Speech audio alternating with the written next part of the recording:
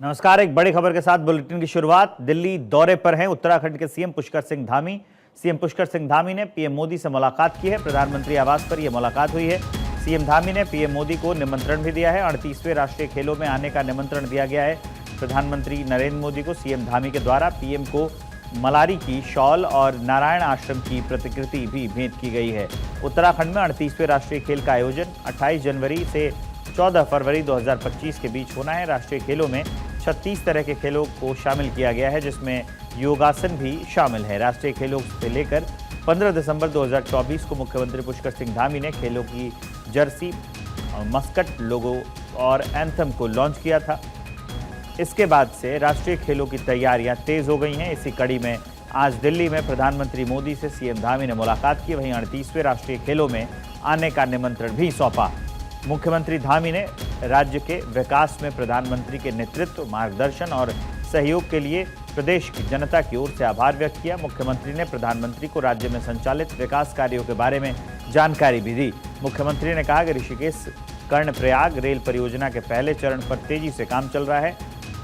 इसके अलावा टनकपुर बागेश्वर रेल परियोजना का सर्वे का काम भी पूरा हो चुका है।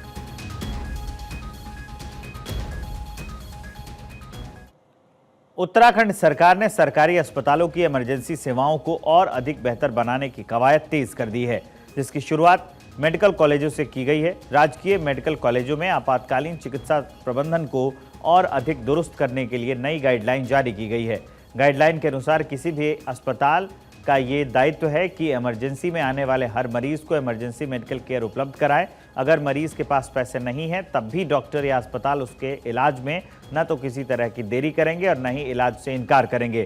स्वास्थ्य सचिव ने सख्त हिदायत दी है कि डॉक्टर की पहली प्राथमिकता मरीज को तुरंत उपचार उपलब्ध कराने की होनी चाहिए, ताकि उसे बचाया जा सके। निदेशक चिकित्सा शिक्षा डॉक्टर आशुतोष सयाना ने कहा कि आपातकालीन चिकित्सा प्रबंधन पर लंबे विचार विमर्श के बाद अस्पतालों के लिए एसओपी जारी की गई है, जिसके तहत ट्राइएज एरिया में मरीजों की तुरंत जांच, क्लिनिक प्रोटोकॉल, डॉक्यूमेंटेशन और क्वालिटी इंश्योरेंस आदि को लेकर एक विस्तृत गाइडलाइन बनाई गई है। अक्सर चिकित्सालयों में ये बातें आती थी, शिकायतें आती थी कि इमरजेंसी में मरीजों को ठीक से नहीं देखा जा रहा है या देर से देखा जा रहा है या रेफ़र किया जा रहा है। तो इमरजेंसी की जितनी भी व्यवस्थाएं हैं, उसके लिए जितनी भी जो है हमारी गाइडलाइन है या दिशा निर्देश हैं, वही एसओपी बनाई गई है। और माननीय स्वास्थ्य एवं चिकित्सा शिक्षा मंत्री जी के निर्देशन पे और सभी मेडिकल कॉलेजों के प्रिंसिपल के साथ विस्तृत चर्चा हुई और चिकित्सा स्वास्थ्य सचिव के साथ जो है ये वार्ता हुई और फिर जो है ये एसओपी जो है हमने फाइनल किया है और ये जारी हो गई। और इमरजेंसी विभाग में जब भी कोई मरीज आता है और उन्हें ये बताया जाता है कि हमारे चिकित्सकों को जो भी इमरजेंसी में हैं कि वो तत्काल जो है मरीजों को अटेंड करें और अधिकतम 10 मिनट में उनका उपचार प्रारंभ किया जाए। आज हिमाचल के पूर्व सीएम जयराम ठाकुर का जन्मदिन है। सीएम पुष्कर सिंह धामी ने जयराम ठाकुर को बधाई दी है। जयराम ठाकुर जी को जन्मदिवस की हार्दिक शुभकामनाएं ये पोस्ट किया है और जयराम ठाकुर को उनके जन्मदिवस पर बधाई दी है। वो पोस्ट भी हम आपको दिखा रहे हैं। हिमाचल प्रदेश के पूर्व मुख्यमंत्री श्री जयराम ठाकुर जी को जन्मदिन की हार्दिक शुभकामनाएं। भगवान बद्री विशाल से आपके दीर्घायु, सुदीर्घ, मंगलमय और आरोग्यपूर्ण जीवन की कामना करता हूं, ये लिखा है। हरिद्वार पुलिस की गोतस्कर के साथ मुठभेड़ हो गई। एक बदमाश के पैर में गोली लगी है। एम्स रेफर कर दिया गया है। 10,000 का इनामी था यह बदमाश। अमरूद उर्फ लौटा थाना भगवानपुर के पास चेकिंग के दौरान मोटरसाइकिल से आ रहे बदमाश को पुलिस ने रुकने से इनकार किया, पर बदमाश ने पुलिस टीम पर फायरिंग कर दी और नदी की तरफ मोटरसाइकिल भगा दी। जब पुलिस टीम द्वारा बदमाश को घेर लेने पर आत्मसमर्पण के लिए कहा गया तो बदमाश ने पुलिस टीम पर फिर से हमला किया। जवाबी कार्रवाई में पुलिस ने भी फायरिंग की और बदमाश के दाहिने पैर में गोली लग गई।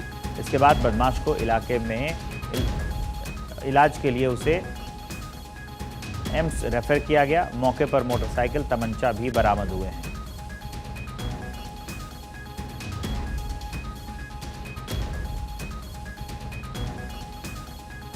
अब चलिए आगे बढ़ते हैं। आज ओडिशा के सीएम मोहन चरण मांझी का जन्मदिन है। सीएम धामी ने सीएम मोहन मांझी को बधाई दी है। सीएम मोहन मांझी जी को जन्मदिन की हार्दिक बधाई, ये लिखा है, पोस्ट किया है पुष्कर सिंह धामी ने।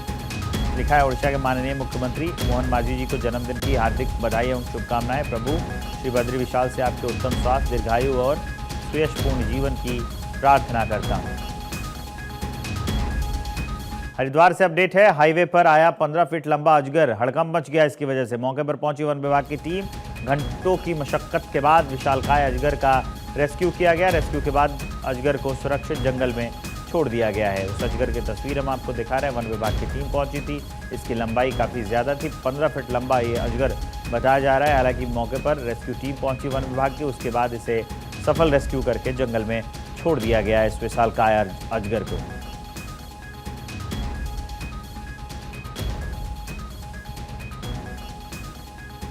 तो 15 फीट लंबा अजगर जो है वो रिहायशी इलाके में आ गया था। उसके बाद वन विभाग की टीम को सूचना दी गई। हाईवे पर आ गया था ये 15 फीट लंबा अजगर। वन विभाग की टीम को सूचना दी गई।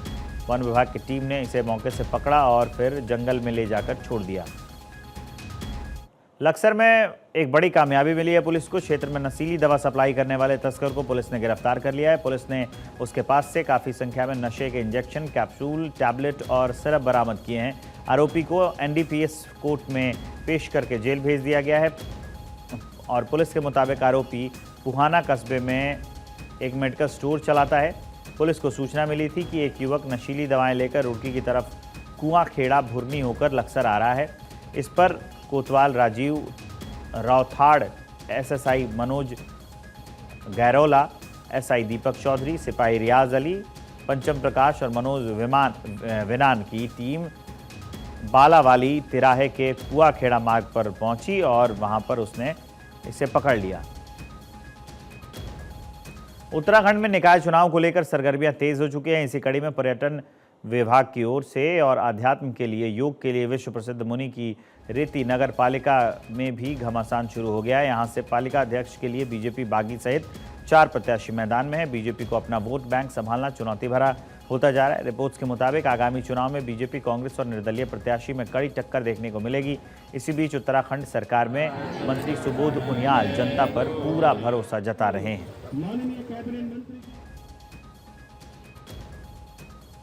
विनोद कुकरेती हो, योगेश राणा थे, हमें तमाम ऐसे जो उम्मीदवार थे, सक्षम उम्मीदवार थे। जब निर्णय आया था चुनाव आयोग का कि महिला सीट होगी, तो एक सबसे वरिष्ठ महिला कार्यकर्ती जो कि 25 साल से जनता की सेवा कर रही है, और मेरा ये मानना है कि प्रदेश के अंदर अपना एक सशक्त महिला ग्रुप अगर किसमें से एक होगा तो उनमें से एक है।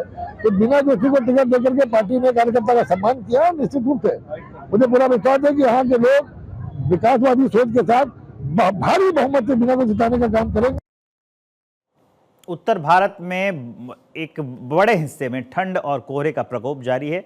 वहीं उत्तराखंड में बर्फबारी और बारिश का अलर्ट भी जारी कर दिया गया है। आपको बता दें कि उत्तराखंड के ऊंचाई वाले क्षेत्रों में जैसे औली, मसूरी, नैनीताल, बद्रीनाथ और केदारनाथ में भारी बर्फबारी हो रही है। पर्यटक भारी संख्या में इन क्षेत्रों में पहुंचे हैं, जिससे स्थानीय प्रशासन को यातायात प्रबंधन में चुनौतियों का सामना करना पड़ रहा है। वहीं दूसरी तरफ बर्फबारी के चलते जनजीवन प्रभावित हुआ है और कई मार्ग बंद कर दिए गए हैं।